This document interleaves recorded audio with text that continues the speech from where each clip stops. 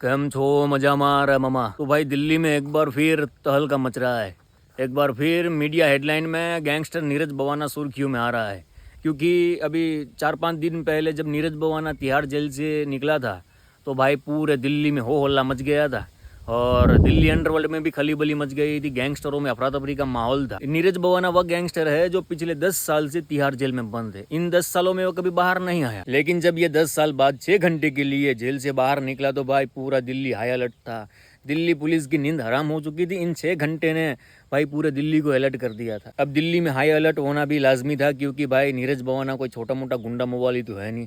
उसका इतिहास बहुत खतरनाक है। उसके ऊपर कई वारदात हैं, कई मर्डर केस हैं, कई एक्सटोर्शन, गैम्बलिंग, ज़मीन कब्जा के केस हैं और दिल्ली अंडरवर्ल्ड का सबसे बड़ा गैंगस्टर माना जाता है मौजूदा वक्त में उसको। आपने भी नीरज बवाना के बारे में यूट्यूब में और बाकी सोशल मीडिया प्लेटफॉर्म पे हजारों कहानियां सुनी होगी, उसके बारे में सुना पढ़ा देखा। और गैंगस्टर लॉरेंस बिश्नोई से उसकी दुश्मनी है और बाकी कई गैंगस्टरों से Neetu Daboriya gang, Jitendra Gogi gang, Rajesh Bawana gang, Ashok Pradhan gang, इन सब से इसकी गैंग वॉर चलती है, दुश्मनी है और ये सालों से गैंग वॉर चली आ रही है। तो नीरज बवाना को दिल्ली अंडरवर्ल्ड का, राजधानी का सबसे बड़ा बदमाश, सबसे बड़ा गुंडा, सबसे बड़ा डॉन माना जाता है।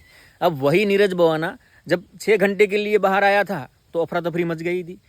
अब सामने आ रहा है कि वह 3 दिन के लिए बाहर आने वाला है। और जब ये खबर मीडिया में आ रही है कि भाई वो 3 दिन के लिए बाहर आने वाला है तो भाई पूरा दिल्ली ना हाई अलर्ट है अभी। तो भाई अब हाई कोर्ट ने उसे 3 दिन की पैरोल की मंजूरी दे दी है और वह 3 दिन के लिए बाहर आएगा या फिर आ चुका होगा, क्योंकि 3 दिन के लिए जो बाहर निकला था और मीडिया ने जो भाई वो सब कवर किया और हो हल्ला मचा। दिल्ली में गैंग वॉर के हालात पैदा हो सकते हैं, पुलिस को बहुत सारी चीज़ें मैनेज करनी पड़ती हैं और दिक्कतें हो सकती हैं, ठीक है। और एक गैंगस्टर को बाहर फिर उसके ऊपर भी हमला हो सकता है, या फिर उसका गैंग एक्टिव हो सकता है, या फिर वो भाग सकता है। बहुत सारी घटनाएं हो सकती हैं। इसलिए इस बार मुझे लगता है शायद वो आ भी गया होगा जेल से बाहर 3 दिन के लिए, लेकिन अभी ये कोई खबर सामने नहीं आ रही है। तो वीरे पहले उस न्यूज़ पर एक नज़र डाल लेते हैं और मैं थोड़ा यहाँ बैठ जाता हूँ ताकि भाई थोड़ा मेरे को भी मज़ा आए। और पीछे पक्षियों की आवाज़ आ रही है तो ऐसा अपने को भाई नेचर के साथ जुड़े रहने में मज़ा आता है। तो मेरे पास हिंदुस्तान न्यूज़ की एक रिपोर्ट है। रिपोर्ट मैं आपको सुना देता हूँ, उसके बाद हम अपने अंदाज में डिस्कस करेंगे क्या है क्या नहीं पूरा सीन, ठीक है।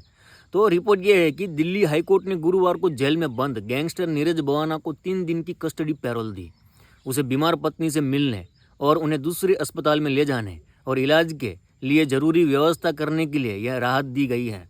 बता दें कि नीरज बवाना की पत्नी RLKC मेट्रो अस्पताल में ICU में भर्ती है। रिपोर्ट में आगे कहा गया कि जस्टिस संजीव नरूला ने नीरज सहरावत उर्फ नीरज बवाना को 3 दिन की कस्टडी पैरोल दी। अस्पताल में ले जाने के लिए जरूरी बंदोबस्त करने का निर्देश दिया गया है, जहां उनकी पत्नी को इलाज के लिए जाने की सलाह दी गई हो।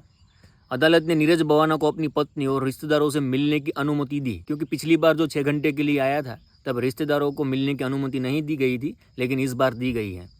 अदालत ने कहा कि कस्टडी पैरोल रिहाई की तारीख से 3 दिनों की अवधि के लिए हर दिन सुबह 10 बजे से शाम 5 बजे के बीच प्रभावी रहेगी। अदालत ने कस्टडी पैरोल देते समय पुलिस की ओर से दाखिल की गई स्थिति रिपोर्ट पर विचार किया, जिसमें मेडिकल कंडीशन का जिक्र था। वहीं अदालत ने दिल्ली पुलिस के अधिकारियों को यह भी सुनिश्चित करने का निर्देश दिया कि कस्टडी पैरोल के दौरान बवाना की सुरक्षा ऐसी होनी चाहिए कि अस्पताल के संचालन में बाधा न आए और अन्य मरीजों को परेशानी न पहुंचे। साथ ही हिरासत पैरोल के मानक भी पूरे हो। इससे पहले बवाना को 1 जुलाई के लिए 1 दिन की हिरासत पैरोल दी गई थी। बवाना ने पत्नी की सर्जरी और उनकी देखभाल के लिए पैसे का इंतजाम करने के लिए 6 हफ्ते की अंतरिम जमानत मांगी थी। दिल्ली पुलिस ने नीरज बवाना की याचिका का विरोध किया। सरकारी वकील ने कहा कि दिल्ली में गैंग वॉर चल रहा है और लोगों पर बम फेंके जा रहे हैं, ऐसे में यह उचित नहीं है। उधर नीरज बवाना के वकील सिद्धार्थ यादव ने सरकारी वकील का विरोध करते हुए अपनी दलील में कहा कि नीरज बवानिया गैंग वॉर में शामिल नहीं है। उन्होंने दलील दी थी कि नीरज पिछले 10 वर्षों से हिरासत में है। यदि नीरज की पत्नी की मौत हो जाती है तो मुआवजा कौन देगा। वहीं नीरज बवाना के वकील ने अपनी दलील में यह भी कहा कि नीरज की पत्नी की एक आंख की रोशनी चली गई। अगला अंग जो प्रभावित होगा वह उसका मस्तिष्क है, यानी उसके दिमाग में भी प्रॉब्लम है, वो भाई कोमा में चली गई है। वकील ने यह भी कहा कि नीरज बवाना पिछले 10 सालों से हिरासत में है। उनकी पत्नी का क्या होगा जिसको इलाज की ज़रूरत है। उसके मुवक्किल को सर्जरी के लिए पैसों का इंतजाम करना होगा। अस्पताल ने अब तक के खर्चे के लिए 2 लाख रुपये का बिल दिया है। तो भाई कहने का मतलब भाई गैंगस्टर हो, क्रिमिनल हो, गुंडा हो या कोई सज्जन पुरुष हो या अपने जैसे कोई आम इंसान हो, जब परिवार पर बात आती है तो हर कोई भाई निराश हो जाता है, परेशान हो जाता है, टेंशन आ जाती है। तो यही वजह है कि पिछली बार जब नीरज बवाना जेल से बाहर आया था थोड़ा मायूस दिख रहा था। उसके चेहरे पे भाई उदासी दिख रही थी, क्योंकि उसकी पत्नी की इतनी हालत ख़राब है। वीरे, अब बात करते हैं मेन टॉपिक पे कि इन 3 दिनों में क्या हो सकता है। होने को भाई कुछ भी हो सकता है, क्योंकि नीरज बवाना कोई मामूली हस्ती नहीं है। दिल्ली में उसका भाई हवा चलता है, उसका खौफ है, वो दिल्ली का खलीफा माना जाता है, दाऊद माना जाता है, और अपने जवानी के टाइम से भाई वह कत्लेआम करता आया है, तो उसके दुश्मनों की भाई कोई कमी नहीं है। अब इतने सालों बाद नीरज बवाना जेल से बाहर आया है, तो हो सकता है उसके ऊपर हमला हो सके, या फिर उसका गैंग फिर से एक्टिव हो जाए, दिल्ली में गैंग वॉर हो, मर्डर हो, क्योंकि नीरज बवाना को मारने के लिए भाई बहुत सारे गैंग्स वेट कर रहे हैं कि वो कब बाहर आए और कब हमला करे और कब उसको ख़त्म कर दें।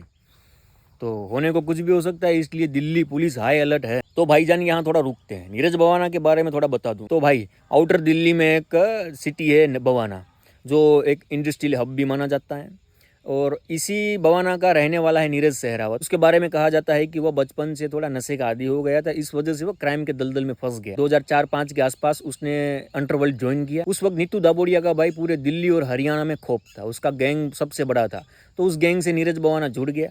उसके साथ मिलकर उसने बहुत अपराध किए और वह नीतू दाबोडिया का खासम खास बन गया।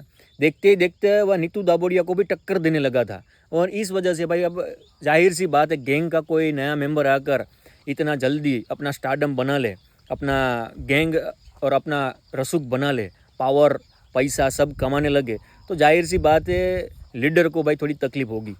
और यही वजह है कि भाई इनमें अनबन होने लगी, थोड़ी तू बड़ा कि मैं बड़ा, ऐसी सोच भी पनपने लगी। और जाहिर सी बात है नीरज बवाना भी फिर अपना गैंग बढ़ाना चाहता हो। उसके बाद नीतू दाबोडिया ने नीरज बवाना के दोस्त सोनू टट्टेसर की हत्या कर दी, और यहाँ से गैंग वॉर की शुरुआत हुई। फिर इन दोनों के बीच जो गैंग वॉर हुई उसमें तो भाई दिल्ली में रक्तपात हुआ, बहुत लाशें गिरी, एक दूसरे के आदमियों को बहुत मारा गया, और कई परिवार भी तबाह हो गए। इसके बाद 2013-14 में नीतू दाबोडिया का एनकाउंटर हो जाता है। नीतू दाबोडिया के जाने के बाद नीरज बवाना दिल्ली का खलीफा बन गया। दिल्ली की गद्दी खाली थी, नीरज बवाना ने पूरा कब्जा कर लिया। लेकिन फिर नीतू दाबोडिया गैंग में पारस और गोल्डी नाम के 2 गैंगस्टर थे, इन्होंने कमान संभाली और ये नीरज बवाना से टक्कर लेने लगे। ये दोनों भी जेल में थे, नीरज बवाना और उसका पूरा गैंग, नवीन बाली, राहुल काला, सुनील मानी, ये सब भी जेल में ही थे। 2015 की बात है, नीतू दाबोडिया गैंग के पारस और गोल्डी, नीरज बवाना, नवीन बाली, राहुल काला, सुनील मान, इन सब की एक साथ पेशी थी। इन सबको एक साथ जेल वैन में ले जाया जा रहा था। तो कोर्ट की कार्यवाही खत्म होने के बाद इन सबको तिहाड़ जेल ले जाया जा रहा था।